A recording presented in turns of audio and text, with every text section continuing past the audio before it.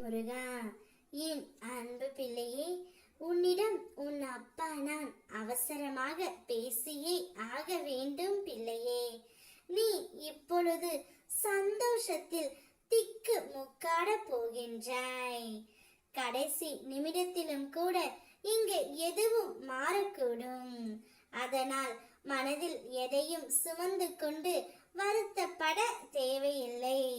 நான் உன்னோடு இருக்கும் வரை உன் எதிரிகள் எவ்வளவு ஆட்டம் ஆடினாலும் அவர்களின் ஆட்டத்தில் நீ மட்டுமே வெற்றி காண்பாய். இறுதியில் என் ஆட்டத்தில் எல்லாம் மாறி நல்லதாவே அமையும். அப்போது முருகனப்பா சொன்னதையெல்லாம் செய்து விட்டார் என்று நீ சந்தோஷத்தில் திக்கு முக்காட போகின்றாய் பிள்ளையே. எனவே இனி கவலை இல்லாமல் நிம்மதியாக உன் வாழ்க்கை பயணத்தை தொடர்ந்து நடத்து.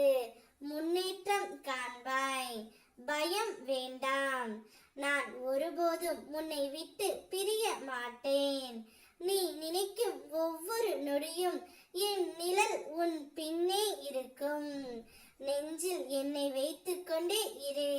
உன் வாழ்க்கையில் நிழல் போல் நான் துணையாக இருப்பேன் பிள்ளையே. எந்த சோதனையும் உன்னை நெருங்காது. இது உன் அப்பன் முருகன் வாக்கு. உன்னிடம் அகங்காரமாக நடந்தவர்கள் யாராக இருந்தாலும் அவர்களுக்கு நான் பாடம் கற்பிப்பேன். அவர்கள் செய்த தவறை உணர வைப்பேன். உன்னை பயன்படுத்தி விட்டு உதாசீனம் செய்பவர்களை நான் பார்த்து கொள்கின்றேன். யாரும் என் கண் தப்ப மாட்டார்கள். நீ என் பிரியமான பிள்ளை. உன் மனம் கலங்கும் போது நான் உனக்காக வராமல் இருப்பேனா என்ன? உன் பிள்ளைகளின் எதிர்காலம் பற்றி கவலைப்பட வேண்டாம். அதற்கும் தீர்வு உண்டாகும். ஆலயத்திற்குள் வர முடியாமல் தடங்களாய் இருக்கிறது என்று வருந்துகின்றாய்.